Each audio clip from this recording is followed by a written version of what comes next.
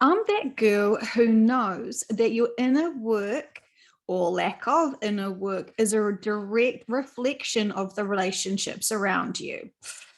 This is a big one, guys. Brace yourselves for the metaphysical perspective of many things that I've learned in sessions as a quantum healer. No, not a quantum healer, because I don't feel like I heal anything. I feel like my clients heal all. I can only heal myself.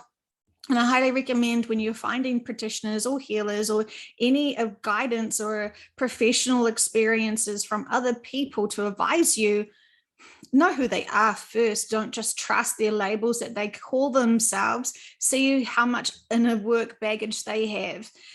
Because sometimes those big professionals that claim that they can get you to reach nirvana and heal you can only do so at the capacity that they are willing to do for themselves. So if they've got a lot of personal trauma and things that they haven't even healed, how can we trust them to be able to give us the best service that we need? I highly recommend always going in with ourselves, trusting our teams and asking our teams to heal us. I just had a conversation with a healer just the other day who was complaining about toothache, and I asked her what was going on there, and she got to explain to me how she'd been suffering for so long with this, and it was a real problem for her. And I shared with her, well, I would use my free will to ask for healing of your teeth, healer, with much love. And it never dawned on her, occurred to her to actually do healing for herself. So what is going on there? Lack of love, lack of understanding of the work she is doing. There is a lot to be said there. So ultimately, we want the most responsible people to take us on our journeys. And we know the difference when they are just labels versus the real deal. And we can fall in love with people who love their labels and love their spiritual egos. That is fine. They're still people, and we still need to love all. But when we are trying to respect ourselves on our own personal growth and journey, we must be able to know who we are, trusting with the information. And many people have experienced and discovered along the way their beloved influences have kind of taken them off path and almost disempowered them to some degree. Of course, people can only try to disempower us. We get to choose whether we go with their recommendations to be disempowered or not. Just like we have choices of our emotions. Do we want to hold on to our emotions or not? No one can make us feel anything. We are complete control and have power over that completely, fully, 100%. So we're not victims to other people with our emotions. We dictate what we hold on to, what we feel, and what we think. And so when you can step into that empowerment to know we are allowing ourselves to feel the way we are feeling, why not choose joy? But also, why not choose just exploring and experiencing some of our previous hurts to be able to just, with neutrality, responsibility of respecting the lessons there. So we've all had things that we were not enjoying at the time of those lessons and experiences, but now that we've overcome them, we have grown from that experience. Many people keep questioning me, Jo, I'm such an advanced multidimensional being. How come I keep needing to have lessons into 3D? And I say to them regularly, those lessons and experiences are to understand how the soul can buy into, with conscious mind, I should say, in the 3D, all of these choices that people are making through a reaction to the emotional realm. So yes, many of you are more naturally comfortable in a higher frequency, vibration, and density. And that is fantastic. And we all love being in higher dimensions because it is not this, it's not like this. It's got much more equilibrium in the soul. So this is quite intensive and can be quite frictional for many people's emotional balances, as we just see many people walking around us with a lack of integrity, morals, and honesty, and all that fun stuff that they get to choose. But do we get forced and manipulated to go with them and their own agenda? No, we don't. Fantastic news. I know that this is just a nice reminder for those people, just to have another perspective of what we're doing, how we're holding ourselves, how we're conducting ourselves, how we're choosing to focus our attention and time and energy. Do we want to hold on to that density? And it's fine if we want to hold on to that density, but there's going to come to a point where you have to ask why. What is this serving me? What was the lessons here and the experiences? And can I accept those lessons? You can hate those lessons 100%, but you have to accept that there was a lesson that we overcome from and grew from. And what did we learn from it? Don't put our fingers in the toaster.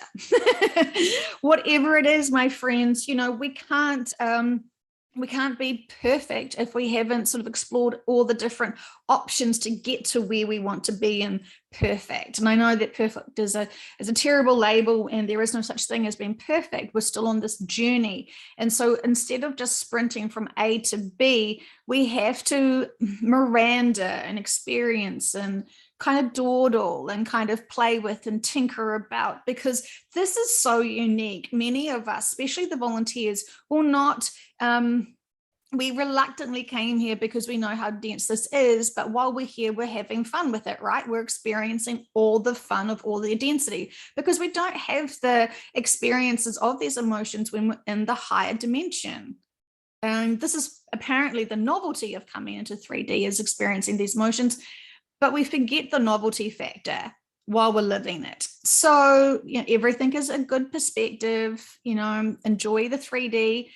So anyway, what they wanted me to talk about today is my experiences with, you know, when I was immature and judgy, and I would judge people who'd have affairs. I was really sensitive to that from our own family experiences. And so with my parents and my grandparents, actually. And so I, you know, I had my own thoughts and opinions about people who had affairs. And so as other practitioners will be able to confirm with you, the more you do this work, the more you get to experience other people's lives and be able to hear it from the bigger perspective. And my goodness, I never considered this point of view in terms of a metaphysical reason why people had affairs. So, and this has happened many times in client sessions now, so I can fully understand that this is not just a rarity. So in summary, the reason why a woman kept having an affair with this man who she didn't even really feel like she liked him, but there was this really strong attraction to being with him, even though she wasn't physically or mentally attracted to him. It was very confusing for her.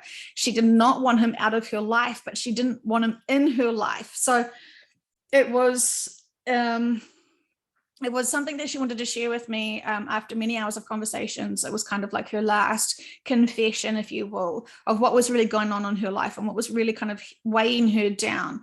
And so as we explored in a other lifetime regression, they were actually happily married and loved their lives. And he was tragically taken away quickly, and it put her into shock and trauma, and she died not that long afterwards from a broken heart. And so while they were not supposed to connect in with each other this lifetime, they accidentally bumped into each other. She was going through, there's no such thing as accidents, but she was really in a darker place, and her teams knew that she needed support. And so they arranged that these two souls would meet.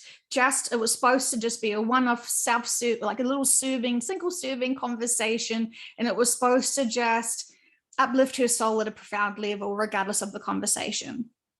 She instantly knew that this soul connection was something profound, and they were so enticed with having conversations and conversing with each other. They ended up exchanging phone numbers, and things occurred. And so they both married, they both have children, they both love their independent lives, but they couldn't stop seeing each other. And so in this session, we discovered that it was because of his sudden exit point. She's terrified to not have him in her life anymore. And so she was in so much shock at actually how to exit from that lifetime.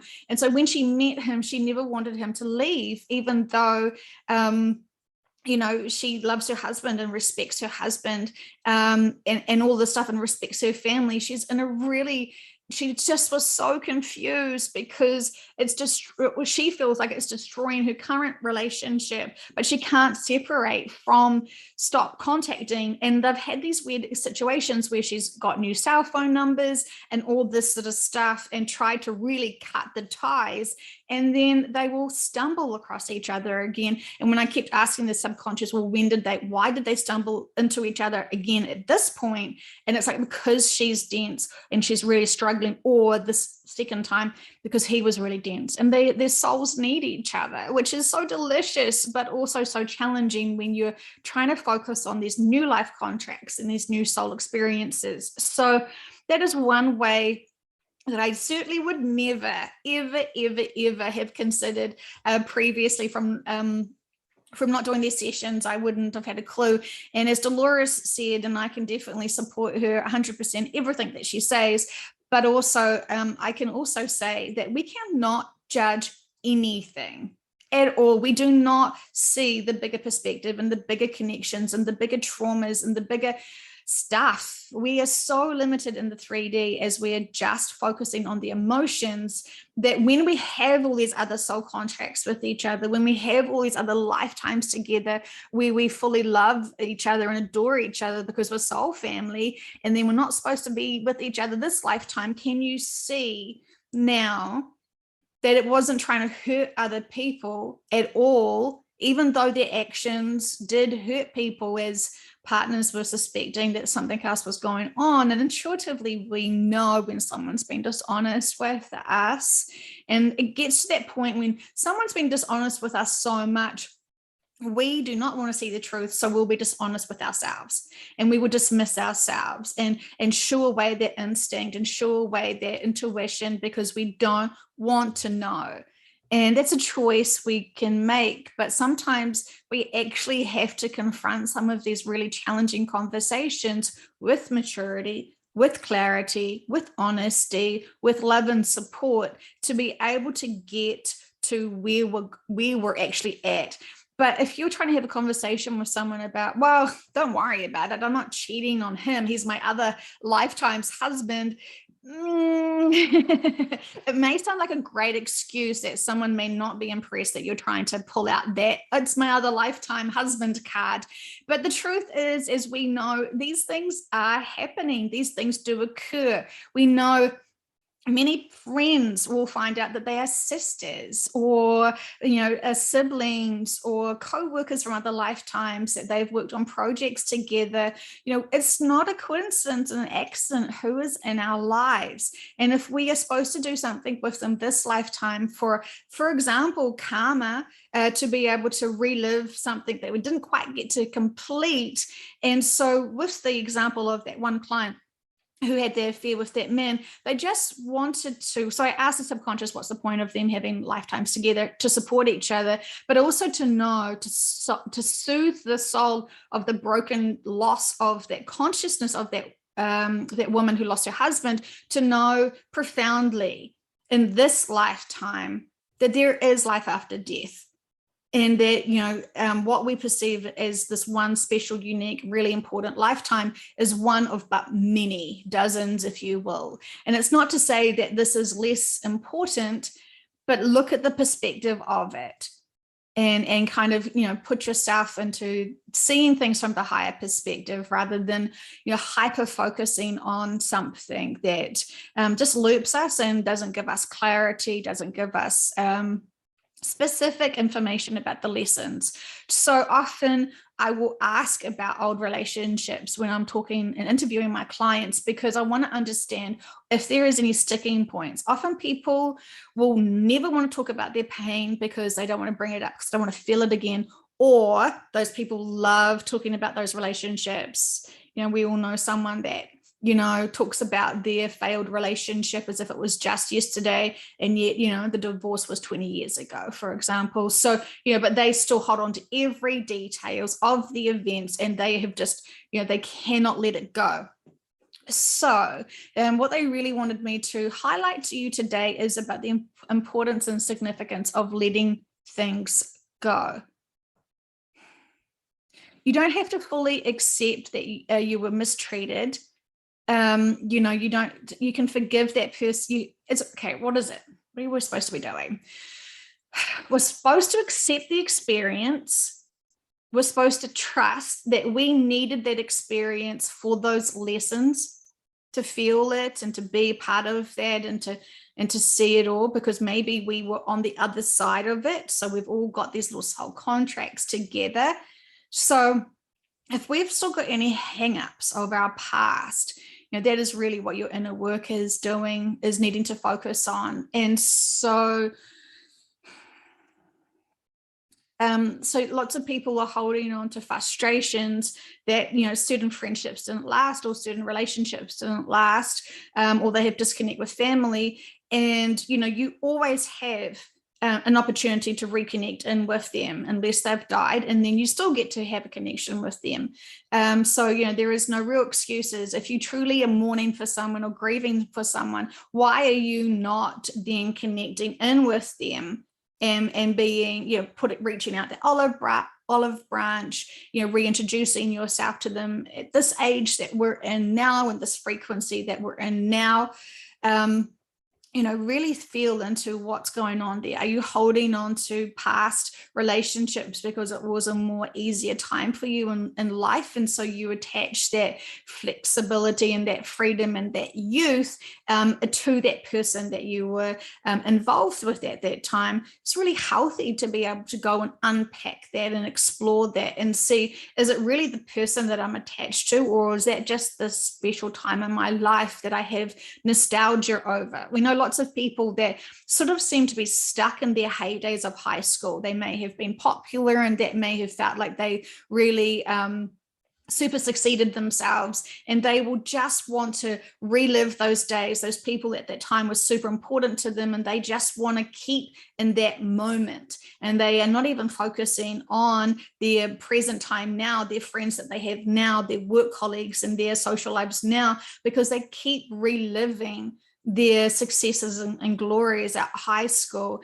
And so they sort of don't seem to want to expand in certain areas because they just want to relive those glory days. And so it's very interesting what people are holding on to. And it's either their inner work, or their pain, or their trauma, or their it's okay to look at this stuff. We have to look at this stuff. And while many people are trying to convince us to just disregard what we are holding on to in density and just only focus on positivity, we would like to be able to get to positivity 100%, but we must be able to unpack all the stuff so then we truly can be really in positivity. I know lots of people that try to fake being positive and having that high perspective and living in love and light, and they're ignoring all of their internal density. So it's just a veneer. It's a very, very, very sheer thin veneer. And they don't realize that people like me can see through that. And so it gets a bit frustrating and confusing for them why I can see their density within them. And so, of course, it's not judgment. It is truly an observation. But those people who are wanting to grow and wanting help to see things from the bigger perspective and truly release things that no longer serve them, these sessions that we do in the quantum field is incredibly important and really can help them, because often people's egos don't want to hear someone saying to them where all their sticking points are. That's too, that trips over their egos so much, because they think that they're, what we say, special unicorns, and we are all special unicorns. Love a label. So quantum sessions are profound because when you can channel your own higher self and subconscious, they are very respectful to you, and they know everything that's going on for you, but they also can help you see things from a bigger perspective. And sometimes it's just understanding things from a different perspective, a different point of view, to give you the key of, wow, okay, fantastic, that's what's going on there. And so highly recommend, when we are searching for people to work on us energetically, to be doing our quantum sessions, we just be mindful of where that practitioner is at. And just because you have got qualifications in certain things may not mean that you've done any of your own inner work, with much love. But we don't need to judge those people. We can respect where they're at and try and encourage them. I know lots of people who follow lots of gurus, and yet in sessions they keep getting told, you're supposed to enlighten the guru who's very locked and limited to certain information. They don't want to confront their guru and have a conversation about what they've heard in their own quantum sessions and what they've heard in these quantum sessions, because they feel like they don't have any confidence, faith, or trust in the content. And so they just want to be guided by other people and not actually speak their truth and their opinions about what's going on here. And right now, we all should be sharing what's actually going on here, especially to those people who are using their spiritual cloaks of identities and egos to try and convince others that they that they're very tapped in and in tune. If you're very tapped in and in tune, you should be knowing much more about this shift and what's going on there, and be very confident in understanding why this planet needs to be evolving in the way it is. And we can't, with our egos, stop it. And we also shouldn't be, with our egos, blocking and dismissing what is about to happen for humanity. We must be in neutral respect and honoring the situations and the events that are unfolding. And if we are finding like-minded light workers along the way who are still holding on to density, do we hold them accountable with love, or do we just let them be without giving them the seeds of growth and the opportunity to empower themselves truly and see where they are looping and see where their old belief systems are keeping them limited? I think they're done. So please, I know if you've ever been cheated on, I just want to say in a very 3D way, how fucking dare they? How dare they do that to you? I'm on your team. I'm on your side. I want to, be upset with you and, be angry for you and hurt for you as well, because, that's horrible, isn't it? Or is it? Because, did we have to experience that betrayal to then know that, we can honor people who are in our lives and grow from that and still learn how to have faith and trust in others, even though someone has shown us very clearly that for them and our situation with them, they were not trustworthy. So there is lessons in there, even though we're heartbroken and want to, revenge them and be bitter and still mourn the imaginary children we thought we could have with them, all these things. Trust that maybe because we hadn't grown ourselves, we found these people, and then our teams could see that we really needed to grow in a different direction, and so did they, and it wasn't in alignment.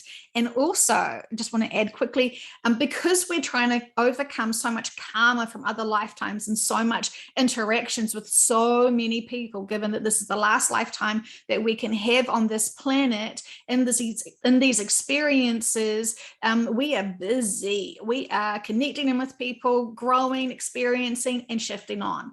And so much. And so this is why people are having their third marriages, because you've got to have all of those different experiences. So it's all purposeful.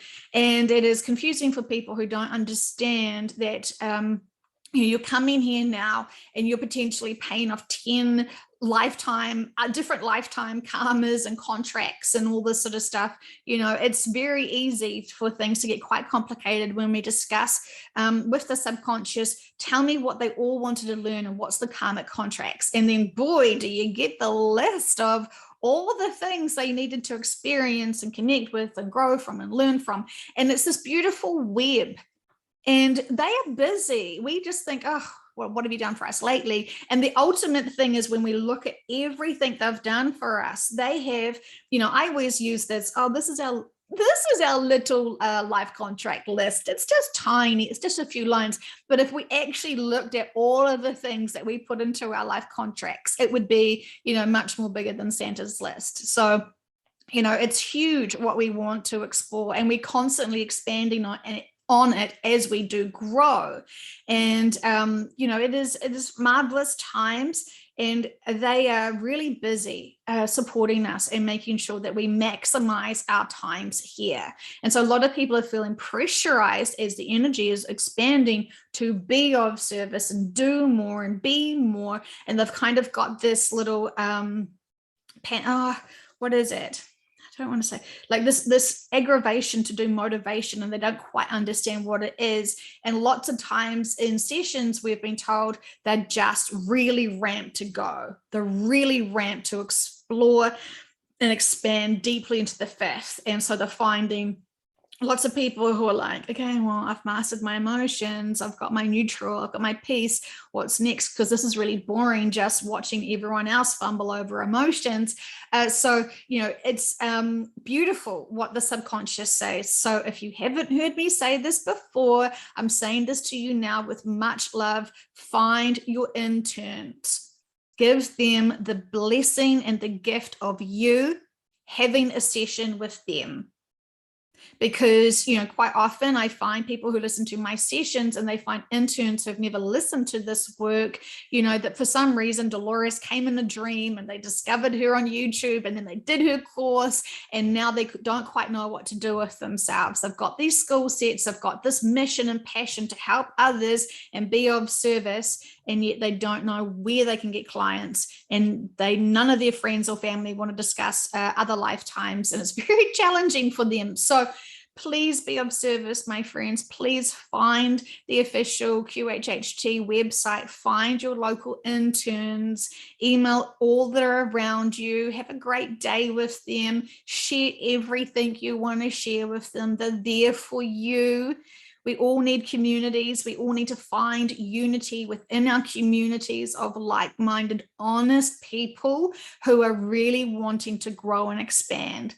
It's nearly impossible to find people who don't want to do that. So, you know, and those are just not our people anyway, and we can respect where they're at. So everyone's trying at some point to grow and expand, whatever that may look like. They've got, you know, all different loops that they are cycling through as well. So trust, the more we open ourselves up to others, the more we will find unity in our communities. So much love to you. Please do enjoy this day. Honor yourselves, honor your mindsets, honor your heart, honor your body. And I just feel like we also need to give a little bit of gratitude to Gaia. We know that where she is at is a very peaceful place,